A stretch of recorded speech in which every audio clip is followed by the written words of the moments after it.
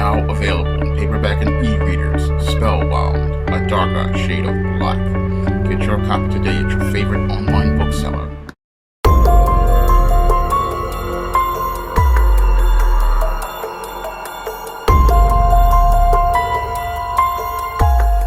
A white Brooklyn social justice activist lost his life and was sent to the Shadow Realm by an 18-year-old man as he and his fiancée were waiting for a bus in Brooklyn.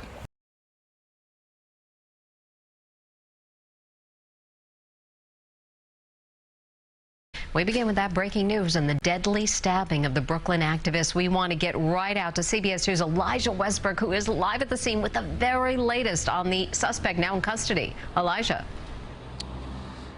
That's right. Good afternoon, Mary. All of this unfolding literally within the last 2 hours right here on Lafayette Avenue. As you mentioned, police now have a suspect in custody who is currently being questioned at the 81st Precinct. And we were here at the scene when that arrest took place. In fact, it happened just down the street. But let's go ahead and show you some exclusive video of all of that going down. Again, this is footage of the man police say they were looking for. He has not yet been identified, but we are blurring his face at the moment while charges are pending. We watched again as all of this went down. More than a dozen officers were around when it happened before entering a home here on Lafayette Avenue. Now, this is all stemming from what the NYPD is calling an unprovoked attack that happened early Monday morning. Newly released surveillance footage shows the assailant approach Carson and his girlfriend at a bus stop here on Lafayette Avenue and Malcolm X Boulevard before stabbing Carson in the chest. Carson later died from the attack. Now, there was a woman who was with the suspect at the time. It's unclear what their relation is to one another, but in the video you can hear her at one point calling him Brian. Well, Carson was a beloved activist and environmentalist right here in Bed-Stuy. People we spoke to say they just can't seem to wrap their heads around his murder. He was just all over the place all the time, like trying to prevent with the Narcan thing, like the drugs, trying to keep the community afloat. Whenever you work with Ryan on an issue, as a colleague, you quickly become a friend because he was such a warm, endearing, and fun guy to be around.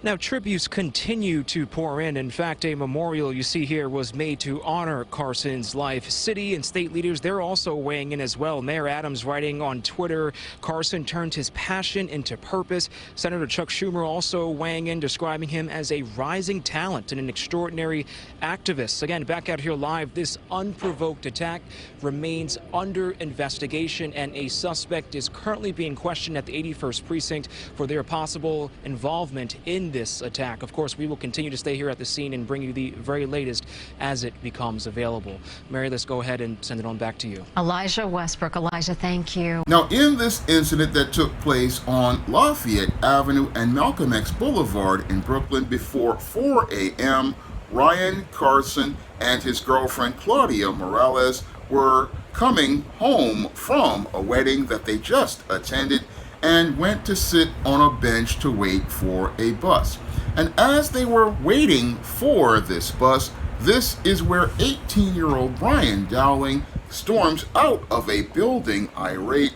And as he storms out of this building irate, allegedly, what he does is kick over a row of scooters that are parked. And after kicking over this row of scooters, this is where he starts to walk in the direction of Ryan Carlson and his girlfriend, and then asks them what the F they are looking at.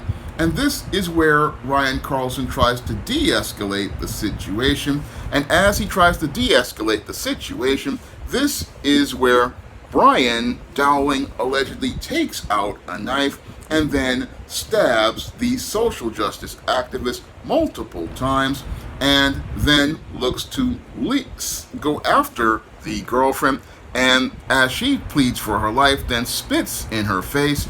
And after this is where somebody who might be Brian Dowling's alleged girlfriend or his twin sister, according to some reports, rushes out and says that she's sorry to Claudia Morales. Now, the police see this as an isolated incident, but when I take a critical examination of the alleged behavior 18-year-old Brian Dowling has participated in, it fits the pattern and profile for the behavior of beta males that I talk about in my book, The Man Crisis. And it's clear to me that even though Brian Dowling does have a father in his life and was supposed to be a good boy who was working at a job, he definitely was one of these beta males who really had a really serious problem as related to being able to navigate through his emotions or think critically. Now, I don't know what happened in Brian Dowling's home to lead to him winding up so upset, but it's clear to me that he has a real serious problem as related to anger. Now, some want to say that Brian Dowling possibly has some mental health issues, but I don't really believe that he does have any sort of mental health issues, because if he had mental health issues, this would be something that would prevent him from being able to hold many of the jobs that he has had, such as working in a school when he was in high school and being able to work in a restaurant. So clearly there is some sort of mental competency as related to Brian Dowling if he is able to hold steady employment. But I really believe that what happened here is that he had a case of the beta male rage that I talk about in my book, The Man Crisis. And when it comes to the beta male rage, these beta males, whenever they get angry, they go out here and they just explode in a rage where they just become completely out of control. And as they become out of control, they want to go out here and do harm to someone who they feel has less power than they have. And this is something I saw and experienced growing up at IS 148 when I was going to junior high school. Whenever some of these males, whenever things don't go the way that they want, they will go out here and just storm out of a place, and the first person that they see, they want to do harm to them on impulse, never really thinking critically about the consequences of their actions. And this is what I believe happened with Brian Dowling. I believe that Brian Dowling basically possibly got into an argument with either his mother or his father or somebody in that home, and as he got into an argument with that individual, that things really got heated, and he possibly wound up storming out of wherever he was. And as he stormed out of wherever he was, he wanted to go out here and destroy the world around him, as he expressed his frustration about not being able to make things work.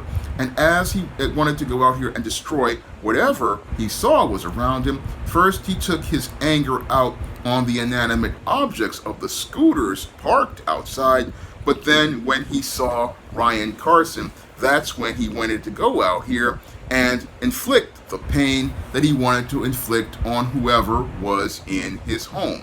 And that's when Brian Dowling basically made the biggest mistake of his life, acting on those impulses, because as this young black male went out here and attacked this white male social justice activist, he basically just signed the warrant that would lead to him possibly winding up doing life in prison at this point.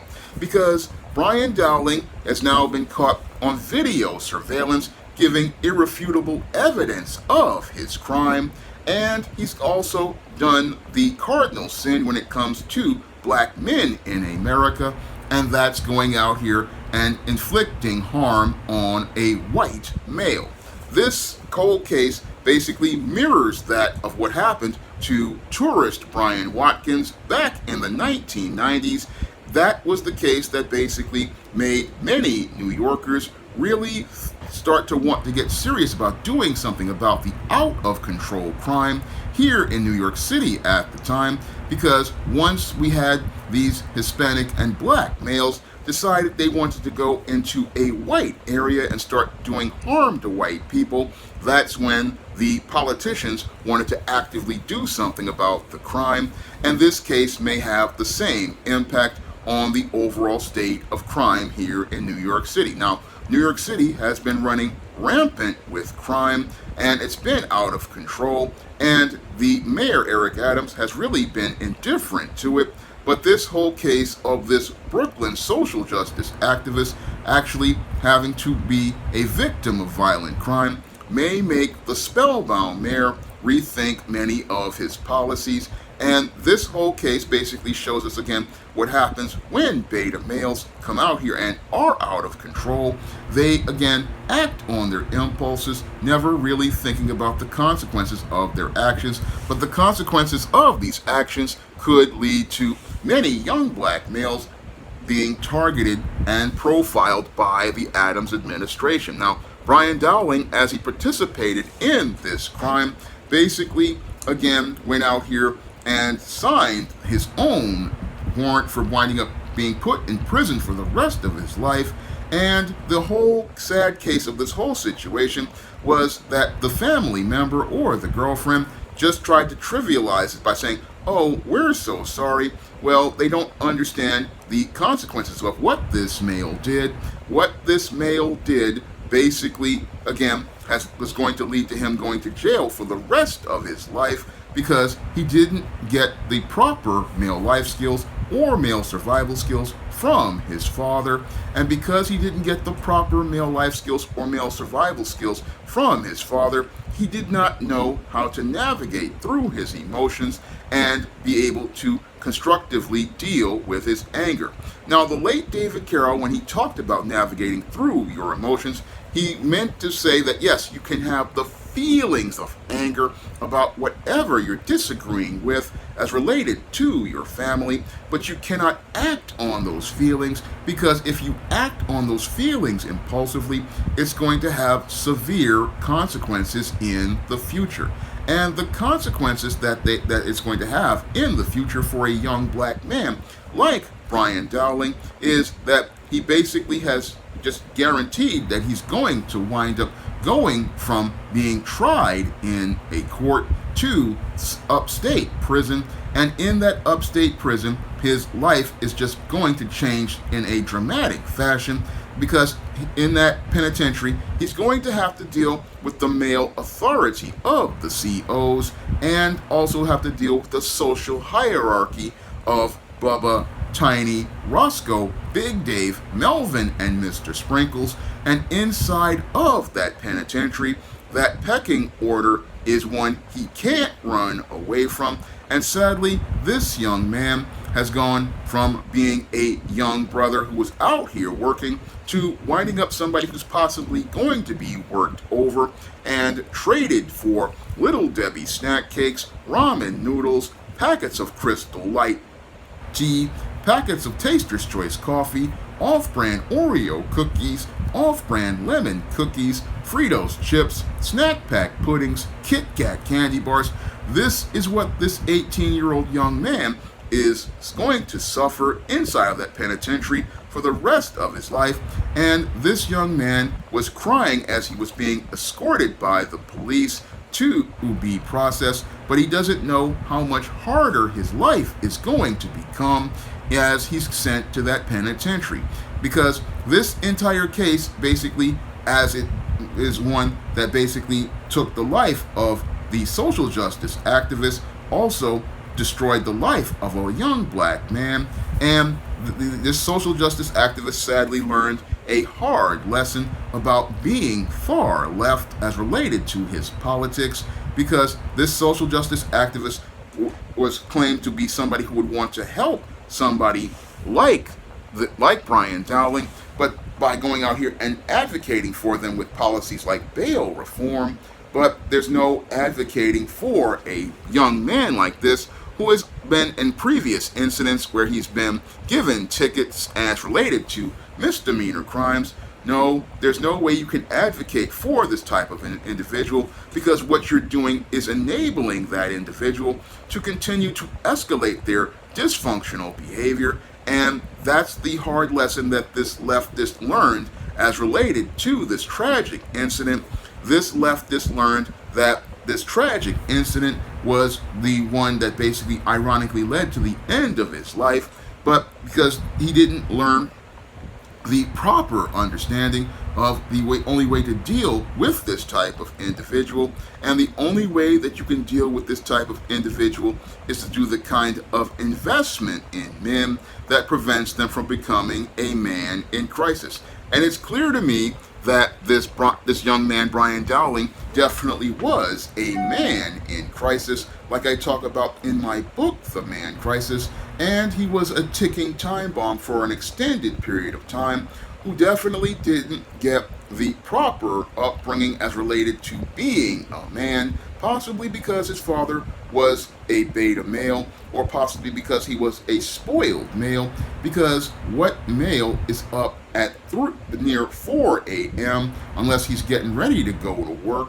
And what could possibly lead to a young man getting so angry that he basically wound up exploding in a rage and looking to take out his anger and frustration on complete strangers? Those are the critical questions I have to ask as related to this entire situation, because again, when I look at this entire situation, I just don't see it as an isolated incident. I see it as yet another one that fits the pattern and profile of behavior that I have seen beta males participate in ever since I was 12 years old at IS 148. And I've seen this type of impulsive anger basically destroy the lives of many young black men like Brian Dowling. I've seen this type of anger basically lead to a young man go from winding up being on a road to graduating school to winding up on a road to winding up in juvenile hall and later on the penitentiary, because this young man did not get the proper training in manhood, did not get that proper training in discipline and self-control, because again, navigating through your emotions means that you have to control your anger as related to your feelings. Yes, you have the feelings, but you are still in control of yourself. Yes, I have gotten angry like this, but I've always learned that I need to control my feelings, and I need to control my feelings because there are more important intangibles than whatever I'm arguing with, whoever I'm arguing with, or whatever has gotten me upset. And I need to control my anger in order to go out here and preserve my intangibles of manhood, like my dignity, my self-respect, and most importantly, my freedom. Because without your freedom, you are not going to be able to live the abundant life that the Most High wants you to live, or be able to do the things that you want to accomplish in life. And that's sadly what's happened to Brian Dowling, because he was so caught up in his anger about his whatever was upsetting him. He basically wound up losing his freedom, and he's possibly going to wind up losing his freedom for the rest of his life, sadly in this case, because in white supremacist America, when a black male goes out here and does harm to a white man, that's where that black male goes from being a man in a country where he's behind enemy lines to becoming a man in crisis who is on a guaranteed road to the penitentiary. Now, if you want to learn more about what leads to many males like this participating in dysfunctional and violent behavior like I described that's related to this incident, you can pick up my book, The Man Crisis, on Amazon.com in paperback and Kindle format. You can also find The Man Crisis at other online booksellers like Smashwords, the iBookstore, Google Play, and Barnes & Noble.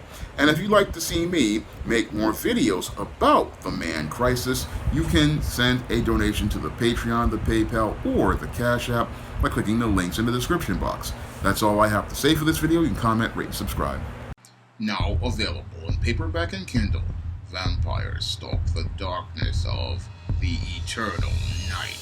Get your copy of Eternal Night in paperback and Kindle on Amazon.com.